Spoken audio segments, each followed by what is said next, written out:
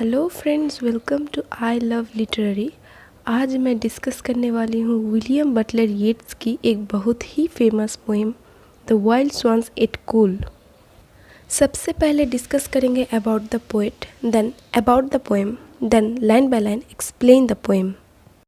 William Butler Yeats का जन्म हुआ था डुबलिन में 1865 में। उनके फादर का नाम था J.R. येट्स। वो एक आयरिश पोर्ट्रेट पेंटर थे। W.B. येट्स ने पढ़ाई की थी एक लंदन के स्कूल से। बाद में वो 3 साल के लिए डुबलिन आ गए थे पढ़ाई करने, अपनी पढ़ाई पूरी करने। कहा जाता है कि one of the most remarkable names in modern English poetry is W.B. Yeats. W.B. Yeats Victorian romantic age से बिलोंग करते हैं। कहा जाता है कि वो आयरिश मूवमेंट के साथ भी सहयोग दे रहे थे। वो नेचर टाइप की पोएम लिखना बहुत ज़्यादा पसंद करते थे।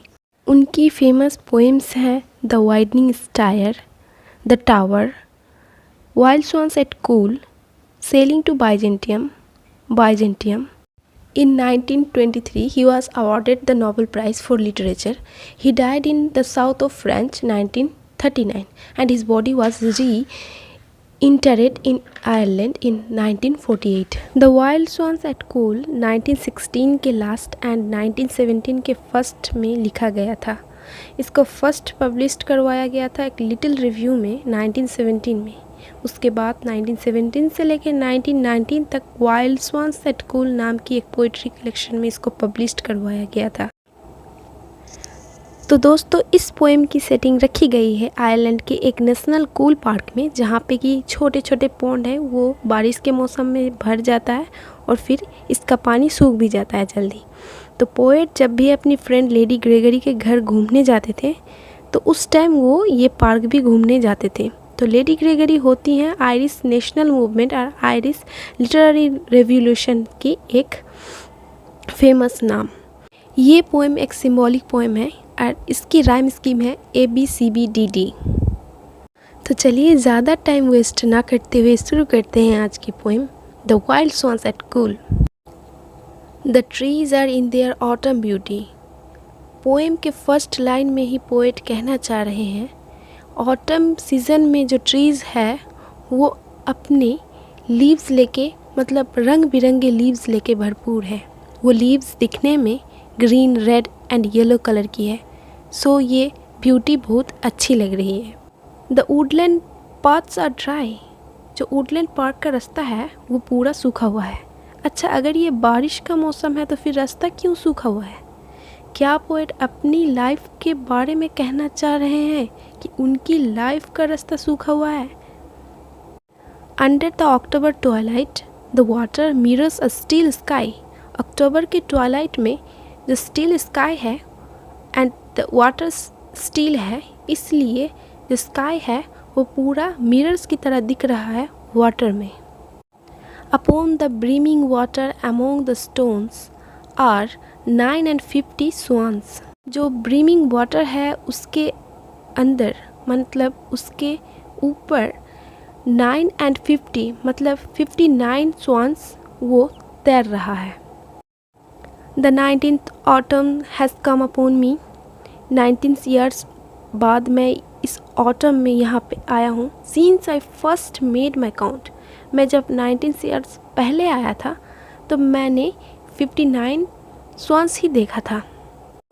I saw before I had well finished all suddenly mount। जब इन लोगों को देख रहा था और इन लोगों को मतलब काउंट करने की कोशिश कर रहा था, जब ही मैं फिनिश्ड करता हूँ ये लोग उड़ जाता था। अच्छा, तो फिर यहाँ पे एक क्वेश्चन है, अगर ये स्वंस 59 है, अगर ये लोग उड़ जाता था तो फिर पोएट एग्जैक्टली बता कैसे रहे हैं कि ये 59 स्वंस ही है? यहाँ पे 60 या फिर 58 भी तो हो सकता है, 59 क्यों? अच्छा, क्या पोएट अपने लाइफ के बारे में बताना चाहते हैं कि उनकी लाइफ की जो रिलेशनशिप थी, मतलब उनकी जो वाइफ के साथ रिलेशन थी वो कुछ ठीक ठाक नहीं थी, तो इसलिए पोएट यहाँ पे 59 स्वंस की बात कर रहे हैं। And scatter wheeling in great broken rings upon their glamorous wings. तो इस स्वंस को मैं जब ही काउंट करने जाता था ये लोग स्काई में उड़ जाता था, एक ग्रेट ब्रोकन रिंग्स की तरह। मतलब जो रिंग्स होता है वो ब्रोकन जो होता है उस रिंग्स की तरह ये लोग दिखने में लगता था। ये लोग का जो ग्लैमरस विंग्स था ये ब्रोकन रिंग की तरह दिख रहा था। I have looked upon those brilliant creatures, मैं उस ब्रिलियंट क्रिएचर्स को देख रहा था, मतलब स्वान्स लोग को देख रहा था। And now my heart is सोर, न जाने क्यों मेरे दिल में पेन हो रहा है। अच्छा, कुछ अच्छी चीज़ को देखने के बाद तो लोग खुश होते हैं, फिर क्यों पोएट दुखी हैं? पोएट इसलिए दुखी हैं क्योंकि उनका उम्र हो चुका है और वो यंग यूथ जनरेशन को देख के दुखी हैं। All's changed since I hearing at twilight the first time on this shore, सब कुछ चेंज हो चुका है। मैं जब पहले आया था तो ये जगह दूसरी तरह का था और जब मैं अभी आया हूँ ये कुछ अलग टाइप का है। The bell beat of their wings above my head trod with a lighter tread, तो जो स्वान्स की विंग्स है उसको पोएट ने बेल बीट के साथ कंपेयर किया है। तो स्वान्स की विंग्स पोएट की हेड में बेल बीट की तरह मूव्ड कर रहा है। Unwearied still, lover by lover, they paddle in the cold, companionable streams or climb the air. Swans है वो लोग लवर्स है, मतलब वो लोग कपल्स है एंड वो लोग स्विम कर रहा है। स्विम करते हुए वो लोग अनवेरिड नहीं हो रहा है क्योंकि वो लोग यंग हैं। Their hearts have not grown old, passion or conquest wander where they will attend upon them still.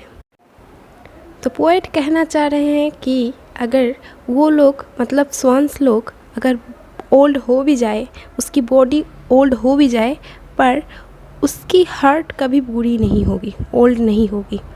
ये लोग जहाँ भी जाते हैं अपने जोड़े के साथ जाते हैं, मतलब कपल्स में जाते हैं एंड वहाँ पे मस्ती करते हैं। वो लोग बूढ़े हो जाते हैं फिर भी वो लोग अपनी मस्ती नहीं छोड़ते। But now they drift on the still water, drift का मतलब होता है स्विम करना। जो स्वान्स है वो स्विम कर रहा है वो स्टिल वाटर में, मतलब पानी में, और वो लोग को देख के मिस्टीरियस एंड ब्यूटीफुल लग रहा है। Among what rushes will they build? By what lakes, edge or pool?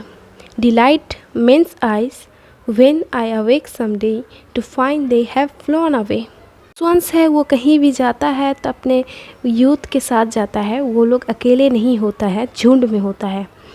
और पोएट कहना चाह रहे हैं कि एक दिन ऐसा होगा कि वो लोग जो मेरे आइज़ को वो लोग डिलाइट कर रहा, मतलब मेरी आँखों को वो लोग इतना डिलाइट कर रहा है, एक दिन ऐसा होगा कि वो लोग उड़ जाएगा और दूसरे की आँख को डिलाइट करेगा, मतलब अपनी ब्यूटी से दूसरे को हैप्पी करेगा और उसको डिलाइट करेगा। तो पोएट यहाँ पे ये कहना चाह रहे हैं कि एक दिन ऐसा होगा कि मैं सोए रह जाऊँगा और मैं मर जाऊँगा, इसकी नेचुरल ब्यूटी को नहीं देख पाऊँगा। अगर आपको मेरी वीडियो अच्छी लगी हो तो चैनल को सब्सक्राइब करके बेल आइकन को प्रेस कर दें मेरी वीडियो और इन्फॉर्मेशन जानने के लिए।